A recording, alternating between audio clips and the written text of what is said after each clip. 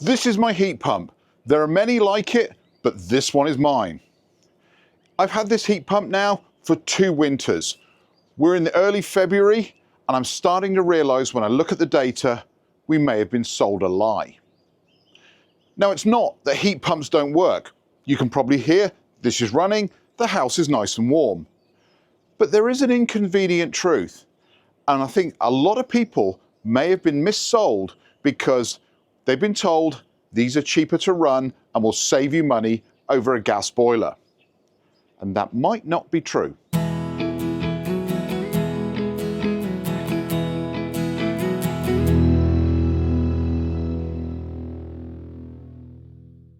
Now, you've heard the narrative before that heat pumps will save you money over a gas boiler.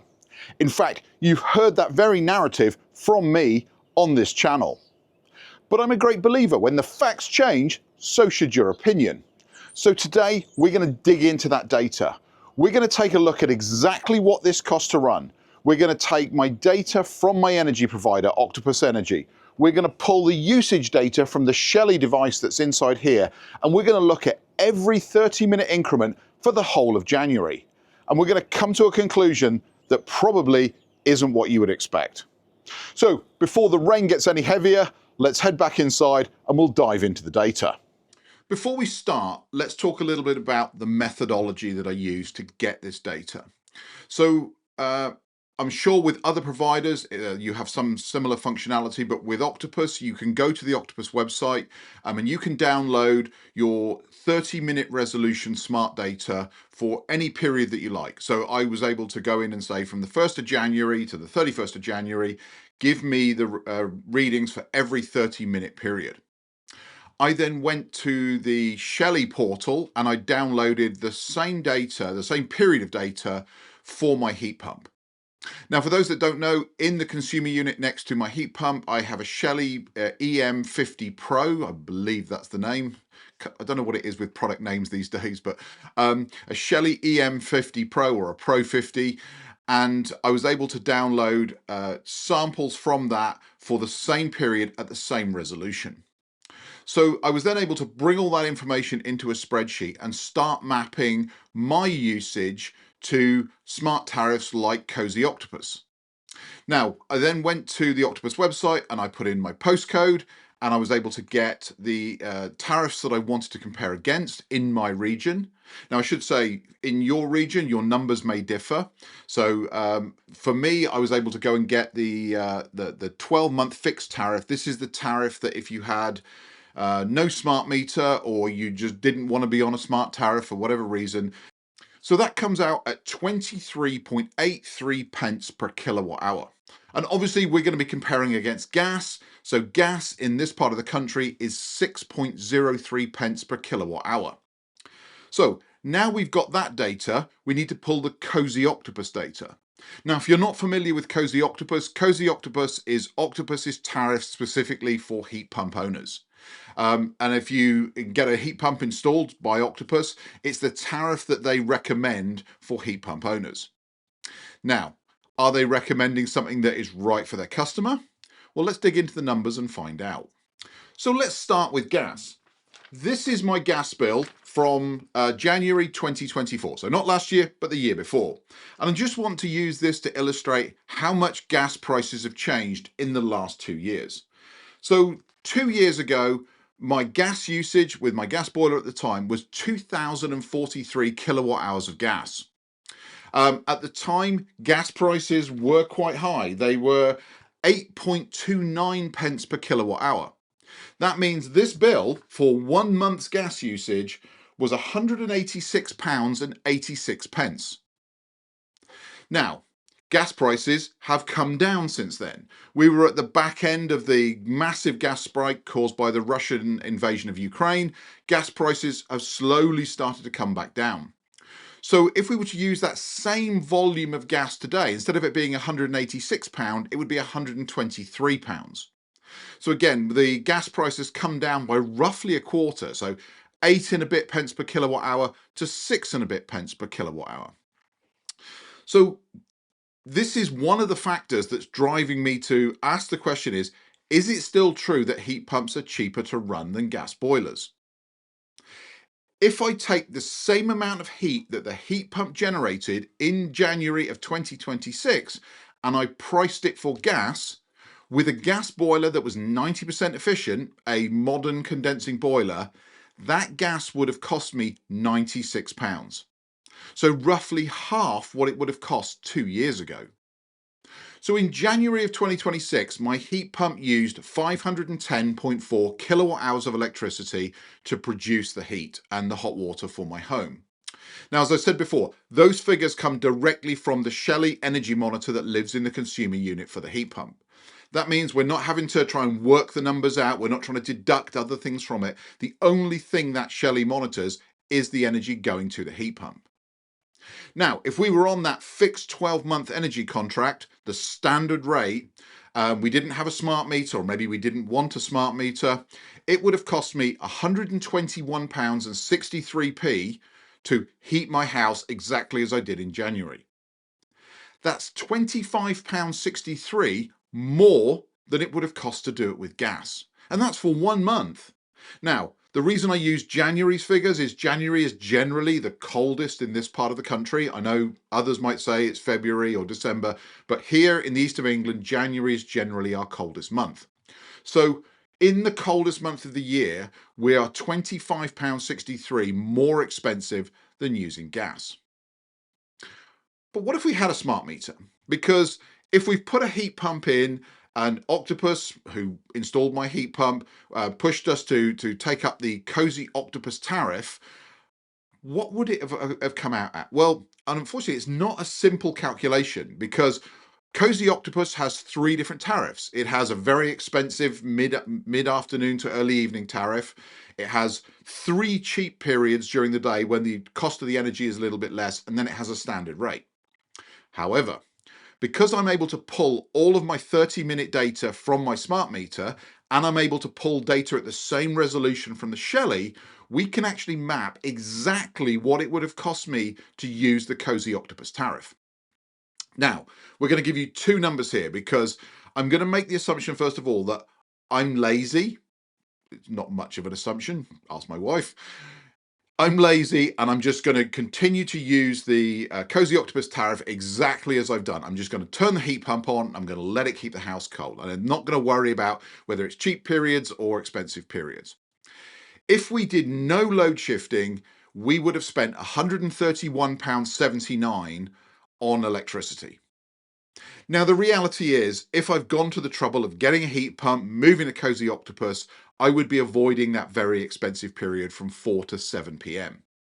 So if we did that and we shifted or basically turned the heat pump off for those 3 hours a day, that means we'd have to shift that energy use to before and after that period, and we would have saved a little bit of money. With load shifting, we could have brought that £131 down to £118.96. So depending on whether you load shift or not, Cozy Octopus is either £35.79 more expensive than gas, or with load shifting, £22.96 more expensive than gas. It's not that much different from the standard fixed tariff. And I'm starting to think that Cozy Octopus really isn't fit for purpose. So throughout all of this, I've made the assumption that my gas boiler, for those of you that know, we had a really old gas boiler. It was failing. That was why we chose to go to a heat pump. But if we just replace that with a modern condensing boiler, about 90% efficiency, and we were able to buy gas at the current rate of about 6 pence per kilowatt hour, we would have spent approximately £96 to heat our house and our hot water for the month of January. That number is lower than both the cost to run it on the standard tariff and on Cozy Octopus. So when you're told that having a heat pump will save you money, the reality is for most people, that is not true. In the coldest month of the year, the heat pump cost about £42 more to run for 1 month than it does on gas. Now again, this is simple maths. There's a lot of data involved because of all the 30-minute samples, but it is just maths. You can do this in a spreadsheet. This is not some form of ideology. I'm not getting into the comments and saying heat pumps are a scam or anything like that. What I'm saying is the math does not stack up right now. So what did it actually cost me to run? Well, as anyone who's been around the channel for a long time knows, we have solar and a relatively large battery installation.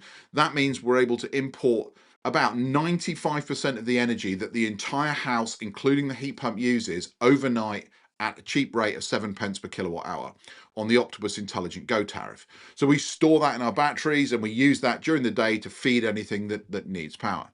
And that means that our costs come down significantly. Now, I'm sure there's going to be people jumping into the comments and saying, but solar in January, does it really do anything? Well, yes, actually, we had a record month for solar. Now, it was a record by a very small amount.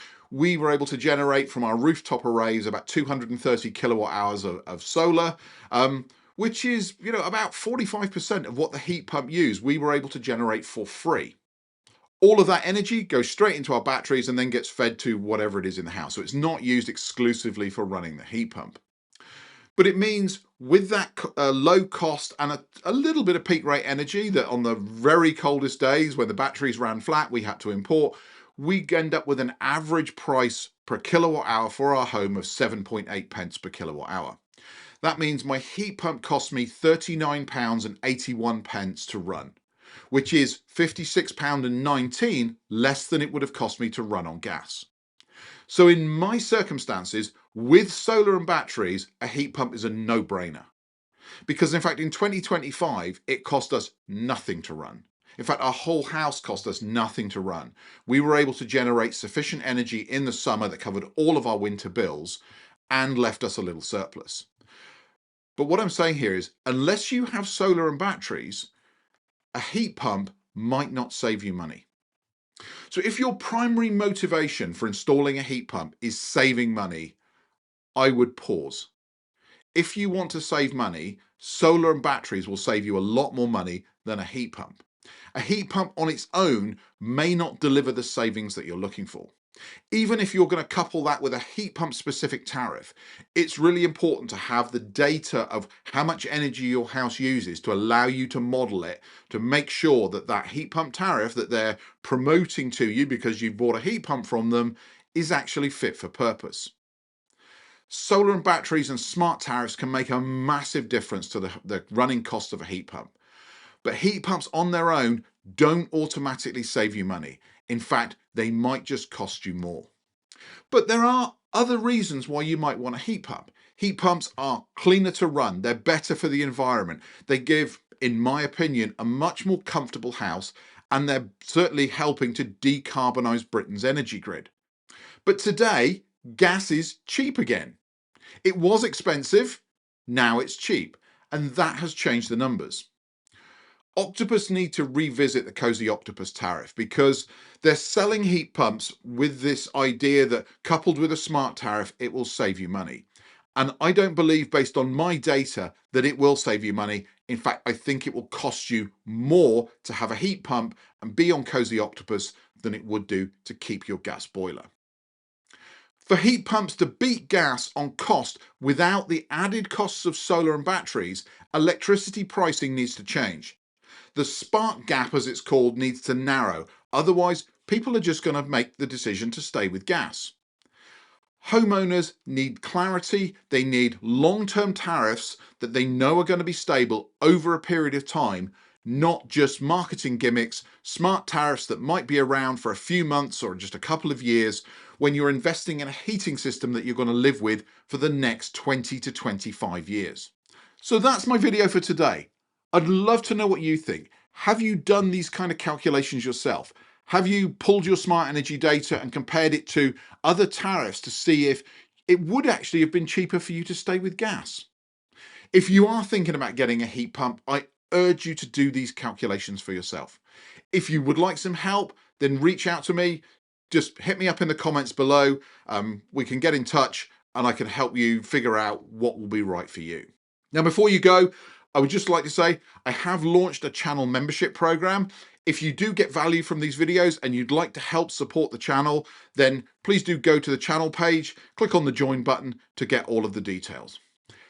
I know everybody can't afford to subscribe to channels, so you can do your bit as well. Just hit that subscribe button, maybe give the video a like, and if I'm lucky, I will see you back here real soon for another video. Take care.